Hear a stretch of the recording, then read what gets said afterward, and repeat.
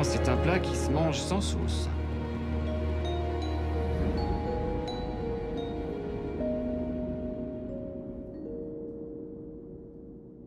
Bonjour à toutes et à tous et bienvenue, oui, encore une fois, à une réaction à chaud. Ok, oui, mais c'est pas tant à chaud que ça. Et non, vous voyez, là, je suis comme dans un bois. En plus, il commence à pleuvoir. Donc, j'ai vu 2 fois le film Kaamelott avant de faire cette vidéo, tout simplement parce qu'il y a vraiment beaucoup de choses à dire. Et je dirai pas tout ce que je pense, parce que probablement que je vais éventuellement peut-être faire une vidéo plus longue sur Kaamelott. Bref, Kaamelott, premier volet. Attention, il va y avoir plein de spoils. Je m'en branle totalement. Il va y avoir des spoils. De toute façon, c'est un peu pas mal le chemin de base de toute légende arthurienne qui a été repris et ou connu. Bref, Kaamelott, premier volet. Bon, moi, en tout cas, personnellement, ça répond pleinement à mes attentes. J'ai été ébranlé, choqué, j'ai été déçu, mais c'est normal. J'ai dit que c'est normal parce que n'importe qui, n'importe quel fan, va être déçu s'il y a des attentes pointilleuses. Ensuite, comment dire? Bon, hein, attaquons tout de suite. Costume, A1, est réussi. Puis là, même ceux qui vont dire oh, oui, mais là, c'est pas si réussi, Lancelot, il est affreux dans son affaire de lézard. Oui, mais non. Oui, mais non. Dites-vous qu'il y a toujours une raison. Il y a toujours une raison à quelque chose. Je vous ferai remarquer aussi, hein, by the way, que Arthur, dans le film, c'est le chevalier noir et que Lancelot est le chevalier blanc. Oui, hein? Pourquoi? Eh bien, parce qu'il y a toujours un peu de noir dans le blanc, il y a toujours un peu de blanc dans le noir. Remarquez bien ça. Remarquez bien ça.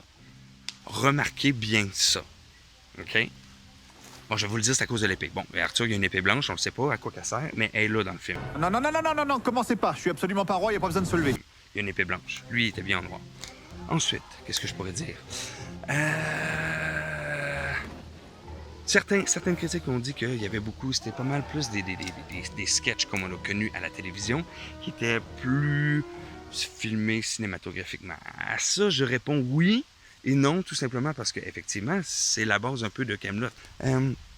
Ensuite, costume, comme je l'ai dit, A1. Les personnages qu'on ne connaissait pas de la qui sont apparus, pour vrai, coup de cœur pour Sting. Sting et son assistante, malheureusement, je me souviens plus du nom de l'actrice. Sérieusement, wow, très belle découverte, très belle découverte. Ensuite, qu'est-ce que je peux dire? Le chasseur de primes, que je me souviens malheureusement pas le nom, hein, par cœur. Excellent personnage. De toute façon, on connaît très bien l'acteur. Oui, il joue lui-même son personnage à lui, mais twisté à la Alexandre Astier, c'est numéro 1. Ensuite, tous les personnages de base qu'on connaît, en fait, sont presque tous là. Je dis presque tous là, et même quelques-uns qu'on pensait jamais qu'elle allait être là. Jusqu'à la toute fin. Restez à la fin. Restez à la fin. Restez à la fin. Je vous dis, c'est exactement... Puis en plus, c'est drôle parce que les critiques disent « Oh, mais c'est comme un long épisode. » Oui, c'est un long épisode. Ça commence et ça finit relativement pareil que les épisodes de Kaamelott. Les décors très bien choisis, mais ça, c'est juste normal. Alexandre Astier, ça fait assez longtemps qu'il travaille sur ce projet-là pour avoir effectivement repéré ces endroits de tournage. C'est vraiment magnifique, là. C'est vraiment magnifique. Ensuite, l'acting. Moi, ce qui m'a impressionné, c'est que plusieurs acteurs ont réussi à replonger assez rapidement dans leur personnage où ils l'ont laissé. Il n'y en a pas un qui m'a déçu, mais vraiment pas. Même un qui m'a plus surpris que d'autres, c'est-à-dire le duo Duchesse et Duc d'Aquitaine que l'on voit. Wow! On dirait qu'on n'a juste jamais quitté la série, là. En fait, c'est ça pour la majorité des personnages. On dirait qu'ils sont toujours bien campés. Et ça, bien, en fait, ça vient en lien avec le style d'écriture d'Alexandre Astier, qui écrit toujours pour ses comédiens, hein, auxquels il pense. Ensuite, la trame sonore, on peut pas ne pas en parler. La trame sonore, excellent. Je rejoins la team Arthur qui va rejoindre Guenièvre dans la tour. Mais quelle belle séquence cinématographique. et entremêlé avec la scène du passé, parce que ça aussi on peut en parler, là, les scènes du passé. Bon, on peut s'en douter un peu qu'avec la présence d'un des fils plus jeunes d'Alexandre Astier, il allait avoir une scène du passé sur Alexandre Astier, sur le passé à Rome de notre cher bon roi. Mais non, là, pour vrai, ça vient tellement bien expliquer ce qui se passe, la renaissance, ou je dirais peut-être la naissance même de l'amour entre Arthur et Guenièvre, qui vient aussi camper exactement dans le chemin des histoires arthuriennes là, bien connues. Donc, c'est vraiment l'histoire classique, là. C'est juste remodelé à la façon Alexandre Astier. C'est-à-dire, bon, Arthur qui se sauve après avoir laissé Lancelot le pouvoir. Lancelot qui se plante parce qu'il s'est laissé embarquer par le Palpatine de cette histoire, qui est un de mes lègues. Ensuite, Arthur qui se sauve, donc. Arthur qui revient après une très longue absence, qui combat Lancelot sans le tuer, spoil, sans le tuer, et qui revient en fait pour reprendre le pouvoir et recréer la table ronde avec beaucoup plus de chevaliers, beaucoup plus de force, beaucoup plus de conviction. Et tout ceci, pour vrai, j'en reviens un peu au personnage du duc d'Aquitaine, personnage incroyable, et qui vient botter le cul solide à notre cher bon roi. Et jamais je pense... en fait, ça colle pleinement avec le personnage, mais je pensais pas qu'elle allait être aussi tenace envers notre bon roi. J'ai bien aimé. Oui, vraiment bien aimé la séquence avec le duc d'Aquitaine.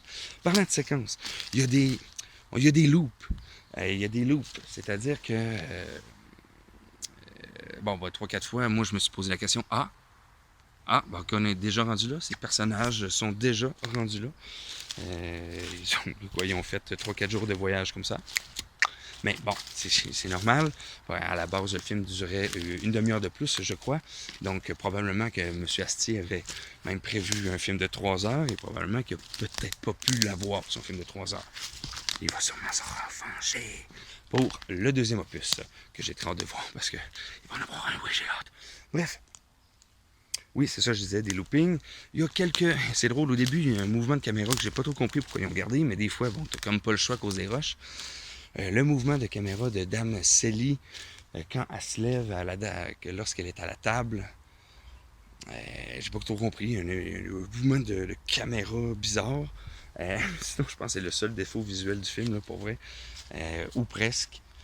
Même le CGI, on pourrait en parler. C'est le point faible des films français, malheureusement. Et wow, l'épée. Autant lorsqu'elle est en feu, autant que... attention, spoil. Lorsqu'elle est en éclair. Excalibur version Lightning. Oh, I think yes. Spoil. Bref, j'ai été le voir 2 fois. J'ai adoré les 2 fois. Les seuls petits bémols, Simon Astier qui est absent du casting, je crois que c'est parce qu'il y avait des tournages pour ses propres projets à l'extérieur du pays. Ensuite, qu'est-ce que je pourrais dire d'autre? Ah oui, le CGI, c'est ça, je parlais du CGI.